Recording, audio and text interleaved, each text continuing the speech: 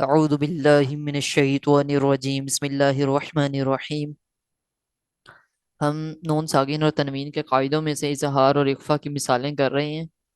ہم اتنی مثالیں کر چکے ہیں کہ ہمیں اچھی طرح بآسانی سمجھ آ جائے، تو اب باقی مزید مثالیں بھی ہم کریں گے تاکہ ہمارا سبق اتنا مضبوط ہو جائے، اتنا مضبوط ہو جائے کہ یہ الفاظ قرآن پاک میں جب ہم ریپیٹ کریں گے انشاءاللہ عز و جل تو ہمیں ایک دقت نہیں ہوگی، یا ہمیں بھولے گا نہیں کہ ہم یہاں کون سا قاعدہ آ رہا ہے کون سا نہیں آ رہا ہے۔ اور میں آپ کو یہ بھی بتا دوں کہ ہم یہاں جو بھی جتنا بھی آج تک جتنے بھی قوانین پڑھ چکے ہیں نا، وہ سارے میں ریپیٹ کروا رہا ہوں۔ یہ نہیں کہ ہم اظہار اور اخفا کی مثالیں کریں تو میں وہی بتا رہا ہوں۔ آپ اس لیکچر کو غور سے سنیں، جہاں بھی کوئی پیچھے ہم نے لین حروفوں میں سے پڑھا ہے، مدہ حروفوں میں سے پڑھا ہے، وہ سارے میں ریپیٹ کروا رہا ہوں تاکہ ہماری ریویژن ہوتی رہے، ٹھیک ہے؟ تو ہمارا مقصد یہاں یہ ریویژن کا ہے، اور مثالیں تو آلریڈی ہم یعنی کہ کر رہے ہیں، ان کے ساتھ ساتھ ہماری ریویژن بھی ہو رہی ہے۔ میں آپ کو وہ بھی بتا رہا ہوں جو ہم پہلے پڑھ چکے ہیں، ٹھیک ہے؟ تو لہٰذا غور سے سنیں اور توجہ سے سنیں تاکہ ہمارا پچھلا بھی ریپیٹ ہوتا رہے، ٹھیک ہے؟ سٹارٹ کرتے ہیں۔ اللہم صلی علی سیدنا مولانا محمد وعلی آل سیدنا مولانا محمد وبارک وسلم وصلوا علیہ۔ اللہم افتح علینا حکمتک وانشر علینا رحمتک یا ذا الجلال والاکرام۔ رب زدنی علما رب زدنی علما رب زدنی علما رب اشرح لی صدری ویسر لی امری واحلل عقدۃ من لسانی یفقهوا قولی۔ ہم نے حمزہ نون زبر ان تا زبر تا تک پڑھ لیا تھا۔ آگے سٹارٹ کرتے ہیں۔ تا نون زبر تن، سین واو زبر سو، تنسو، نون زبر نا، تنسونا۔ یہاں اخفا کیوں کیا؟ کیونکہ ہم نے اخفا کے قواعد میں سے پڑھا ہے کہ جب بھی نون ساکن کے فوراً بعد حروف اخفا جو کہ 15 ہیں ان میں سے کوئی حرف آ جائے تو وہاں ہم اخفا کریں گے، یعنی غنہ کریں گے۔ اور غنہ کیا ہے؟ کہ ناک کے بانسے میں آواز کو لے کر جانا، اور کتنی مقدار ہے اس کی؟ 2 حرکات کے برابر اس کی مقدار ہے۔ اب ہم اس طرح کرتے ہیں، میں آپ کو دوسری سلائیڈ پر لے جاتا ہوں، اسی کو ہم کرتے ہیں ڈپلیکیٹ، ٹھیک ہے؟ یہی ہوگی ڈپلیکیٹ، اور میں آپ کو لے جاتا ہوں۔ یہ دیکھیں، اخفا، حروف اخفا کونتے ہیں؟ کتنے ہیں؟ 15۔ اور یہ تا سا جیم دال زال زا سین شین صاد ضاد طا ظا فا قاف اور کاف، یہ 15 حروف ہیں جہاں ہم نے غنہ کرنا ہے، اور یہ حروف اگر نون ساکن یا تنوین کے بعد آ جائیں تو وہاں غنہ کریں گے، ٹھیک ہے؟ تو اب چلتے ہیں اپنے سبق پہ دوبارہ۔ تانسونا، تانسونا، یہاں ایک اخفا آیا ہے، اور دوسرا قاعدہ جو ہے وہ حروف لین میں سے آیا ہے۔ حروف لین کیا ہے؟ یعنی واو ساکن سے پہلے والے حرف پر اگر زبر ہو تو واو لین ہو جائے گا، ٹھیک ہے؟ سو، یعنی اس طرح پڑھیں گے سو، تانسونا، تانسونا۔ اس کو زیادہ لمبا نہیں کرنا، تانسونا، اس طرح لمبا نہیں کرنا، تانسونا، تانسونا، ٹھیک ہے؟ نون شیزوہا، اب نون شیزوہا غنہ کیوں کیا؟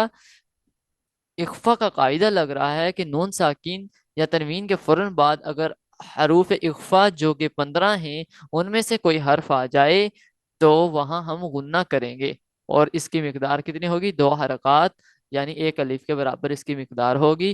نو شیزوہا، نو شیزوہا۔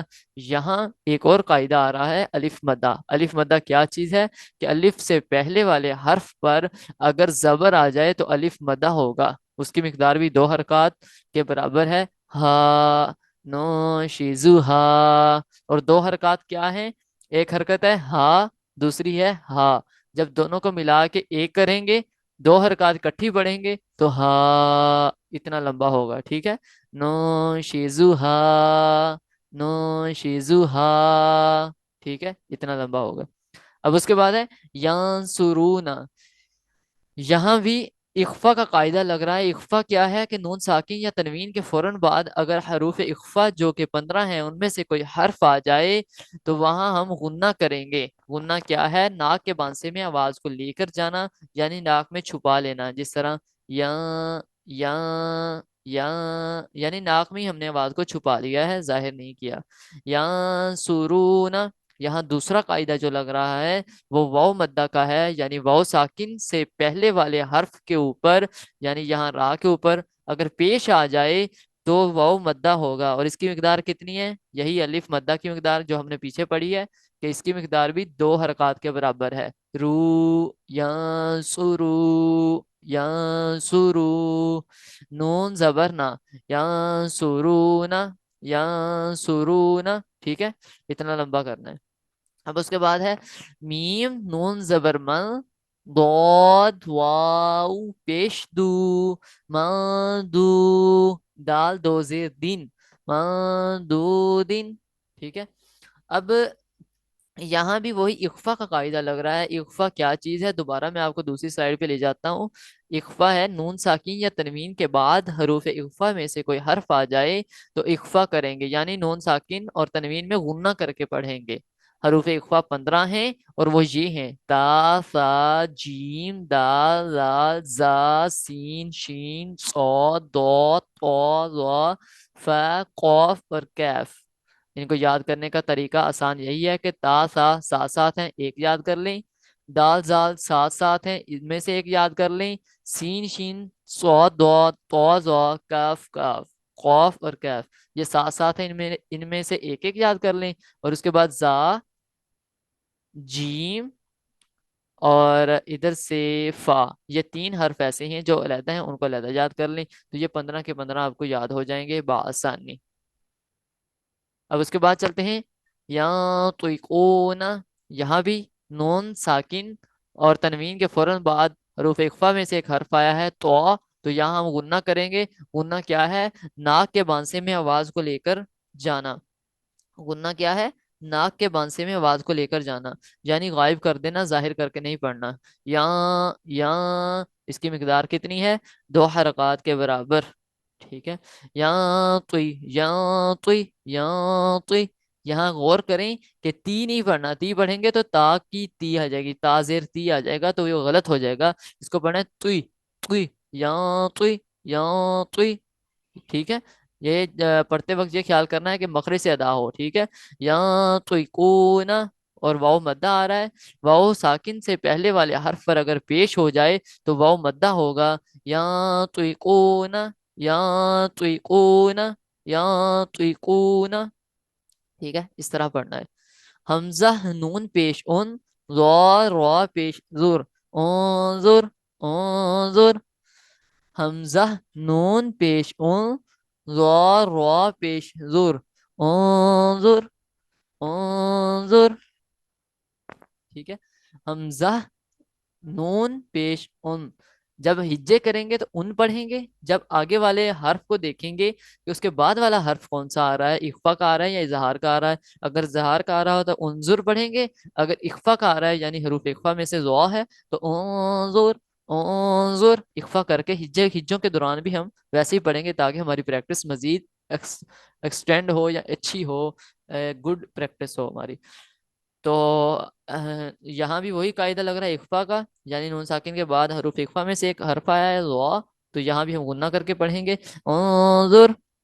इसके बाद आगे चलते हैं अनफुसिकुम।